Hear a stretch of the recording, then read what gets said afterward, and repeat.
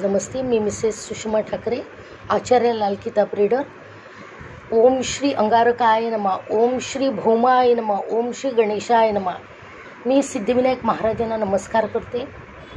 आणि आज आपल्याला 21 चतुर्थ्याचं महत्त्व काय आहे, कसं करायचं आणि 21 चतुर्थ्या झाल्यानंतर आपलं काम कसं होतं याचा मागचं मी लॉजिक तुम्हाला सांगणार आहे. बघा, आतापर्यंत माझ्या मिठाच्या 21 चतुर्थ्या 2-3दा झालेल्या आय थिंक, आणि प्रत्येक वेळेला संकल्पयुक्त मी हे केलेलं आहे. मी जेव्हा हा संकल्प केला, जेव्हा मी मुंबईत आले तेव्हा मी संकल्प केला, सिद्धिविनायक महाराजांना गेले, नमस्कार केला आणि मी व्रताला सुरुवात केली. आणि आजचा तो दिवस आहे अंगारिका चतुर्थीचा. जी चतुर्थी कृष्ण पक्षात येते त्या चतुर्थीला अंगारिका चतुर्थी असं म्हटलं जातं. आणि अंगारिका चतुर्थीचं हे व्रत फार प्रभावी आहे. ज्या उपासकांचे काम अडतं आहे, ज्यांचं काम होत नाही आहे, लग्नाचा प्रश्न असतो, घराचा प्रश्न असतो, नोकरीचा प्रश्न असतो, आजाराचा प्रश्न असतो, किंवा मुलं लक्ष देऊन अभ्यास करत नाही, किंवा घरात पती पत्नीमध्ये वाद असतात, अशा वेळेला निश्चितपणे तुम्ही हे व्रत करून बघा. हे व्रत कसं करायचं, याची सांगता कशी करायची, मी या एपिसोडमध्ये सर्व सांगणार आहे. माझा अनुभव पण मी शॉर्टमध्ये सांगणार आहे, कारण तरच तुमचा विश्वास बसेल. बघा, मी प्रॉपर नागपूरची, पण कसारा घाट आमच्या कंपनीने केला, त्याच्यामुळे आम्ही नाशिकला फ्लॅट घेतला, नाशिकला राहू लागले. माझे मिस्टर भ्रमंतीवर असतात, कारण ते नॅशनल हायवेज करतात. मी जेव्हा मुंबईला आले पहिल्यांदा, तेव्हा लोअर परेलला होते, तेव्हा संकष्टीला मी अंगारिकाला व्रत घेतलं सिद्धिविनायक महाराजांच्या समोर उभं राहून, की मी मिठाचे 21 चतुर्थी करत आहे.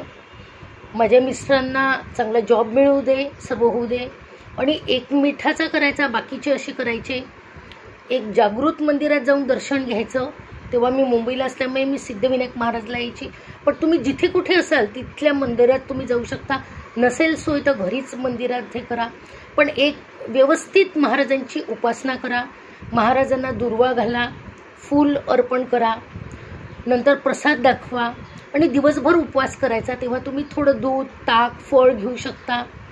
आणि संध्याकाळी उपवास सोडताना एक मिठाचा मोदक करायचा नेहमीप्रमाणे, आणि 20 साधे मोदक करायचे, म्हणजे मावा घालून किंवा खोबरं, गूळ किंवा साखर किंवा पेढ्यांचे पण तुम्ही मोदक करू शकता. मी एकदा बाहेर होती, शेगावला होती, तेव्हा मात्र मग मी एक याचाच केला, माव्याचेच 21 केले होते आणि एक मिठाचा केला होता. जेव्हा हे मोदक आपण संध्याकाळच्या वेळेला दाखवणार आहे महाराजांना प्रसादाला, तेव्हा पाणी फिरवायचं, आरती म्हणायची, हातात पाणी घेऊन संकल्प बोलायचा की महाराज मी यानी संकल्प केलेला आहे आणि तुम्हाला आता मिठाचा एक करून असे मी मोदकाचा मी प्रसाद दाखवत आहे, माझी मनोकामना पूर्ण होऊ द्या. आणि असा नैवेद्य दाखवल्यानंतर चंद्राचं दर्शन घ्या, आरती करा, चंद्राला हळद, कुंकू, फूल अर्पण करा. दुरूनच ते पावतं, प्रकाश आपल्यापर्यंत येतो, म्हणजे आपली पूजा पण पावते महाराजांना, लक्षात घ्या. आणि मनोमन संकल्प करा की माझी इच्छा पूर्ण झालेली आहे, महाराजा तुमच्या कृपेमुळे झालेली आहे. बघा, महाराजांकडनं वदवून घ्यायचं असतं आणि महाराज फळ देतात. तुम्ही माझ्यावर विश्वास ठेवा. आतापर्यंतच्या मी सर्व लढाया सिद्धिविनायक महाराजांच्या जीवावरच लढलेल्या आहे. कशा लढल्या या तुम्ही माझे एपिसोड बघा किती चॅलेंजिंग काम केलेलं आहे मी आणि माझ्या मिस्टरांनी, आणि पूर्ण काम झालेलं आहे. जेव्हा आमचा कोस्टल रोड होता तेव्हा देखील मी मिठाचा संकल्प करून हा महाराजांना संकल्प केला की आमचा कोस्टल रोड परिपूर्ण होऊ दे. या रोडवर एकही ॲक्सिडेंट होता कामा नये. तुमचं कृपाछत्र सदोदित असू द्या. श्री स्वामी समर्थांना प्रार्थना केली आणि त्याच्यामुळे हे स्पिरिच्युअलिटीने हा रोड झालेला आहे. स्पिरिच्युअलिटीने कुठलं पण काम होऊ शकतं. म्हणजेच काय आहे, एक ऊर्जा शक्ती आहे. सिद्धिविनायक म्हणजे काय, ऊर्जा शक्तीचं केंद्र आहे. त्या ऊर्जा शक्तीला आपल्यापर्यंत आणणे आणि त्या जागेपर्यंत नेणे हे मानवाचं काम असतं. जे राष्ट्रहितासाठी, लोकहितासाठी काम करतात तेच काम आपल्याला करायचं आहे. आपल्या इच्छा ज्या अपूर्ण असतात त्या परिपूर्ण करण्याकरता हे व्रत असतं. हे व्रत केल्याने महाराजांना प्रार्थना करा, माझं चांगलं होऊ दे, पण माझ्या जगातल्या पण लोकांचं चांगलं होऊ दे. माझा जो एक सैनिक, माझे जे विद्यार्थी सियाचीनमध्ये 0 डिग्रीवर उभे आहे, त्यांचं देखील कल्याण होऊ दे, ही पण प्रार्थना तुम्हाला मनोमन करायची आहे. जेव्हा आपण दुसऱ्याबद्दल प्रार्थना करतो, निश्चितपणे आपल्या पदरात 99% ऊर्जा येते आणि आपलं काम परिपूर्ण होतं.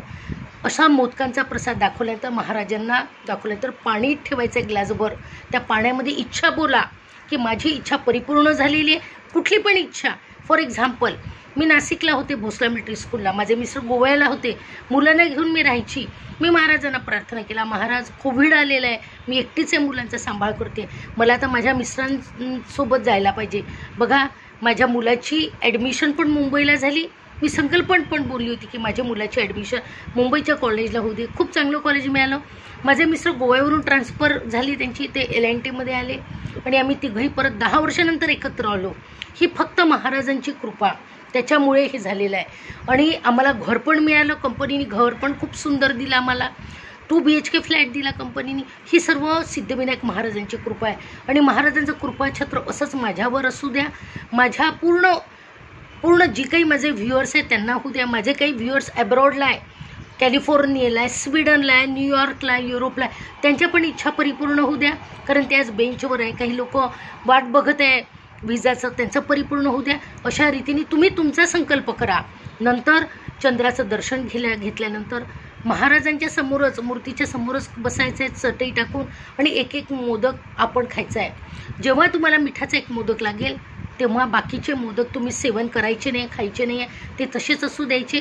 जो मिठाचा मोदक लागला तो तोंडातून काढून तुम्ही डस्टबिनमध्ये टाकू शकता, पण उरलेले मोदक तुम्ही गाईला लावायचे आहे, कचऱ्यात फेकायचे नाही. बघा, हा जेव्हा तुम्ही उपाय करता, हा जेव्हा हे करताय, मोदक सेवन करताय, तेव्हा मनातल्या मनात ओम श्री अंगारकाय नमः किंवा ओम श्री भौमाय नमः किंवा ओम श्री गणेशाय नमः हा मंत्र म्हणा मनातल्या मनात. आणि माझी इच्छा तुम्ही पूर्ण केली हा पण म्हणत जा, संकल्प करत जा. आणि अशा तऱ्हेने हे मोदक करायचे. अशा 21 चतुर्थ्या तुम्हाला करायच्या आहे. समजा तुमच्याकडे अडचण असेल तर ती चतुर्थी पुढे जाईल, पण 21 चतुर्थीपर्यंत कुणाच्याही दुसऱ्या कुळात जेवायला जायचं नाही, किंवा मरण किंवा जन्म झालेलं असं त्या घरचं अन्न तुम्ही घेऊ शकत नाही. मला असंच झालं होतं, मला जावं लागलं होतं गावाला चंद्रपूरला आणि त्या घरी डेथ झाली होती, तेव्हा मी माझ्या त्या घरचं अन्न सेवन केलं नाही. मी दुसऱ्यांच्या शेजारी त्यांना सांगितलं की हॉटेलमध्ये जाऊन जेवण करा आणि दुसऱ्यांच्या हातचं खायचं पण नाही. जर तुम्ही जॉब करत असाल तर तुम्ही पैसे देऊन विकत घेत असाल तर ठीक आहे, पण आपण कुणाकडे जातो, कुणाच्या घरचं अन्न सेवन करू नका. तेरवीचं अन्न पण घ्यायचं नसतं यावेळेला. ज्यांच्याकडे बाळ झालं असतं त्यांच्याही घरचं घेऊ नका. कुणी दिलेला प्रसाद पण सेवन करू नका, कारण 21 चतुर्थ्यांना तुम्ही फक्त महाराज आणि तुम्ही ऑरामध्ये राहायचं आहे. आणि म्हणून या अशा रीतीने तुम्ही चतुर्थ्या करा. निश्चितपणे 21 चतुर्थ्यामध्येच तुम्हाला ईश्वर, तुम्हाला बाप्पा तुमचं मनोकामना पूर्ण करेल. झालेली सेवा मी सिद्धिविनायक बाप्पा चरणी अर्पण करते. श्री स्वामी समर्थ.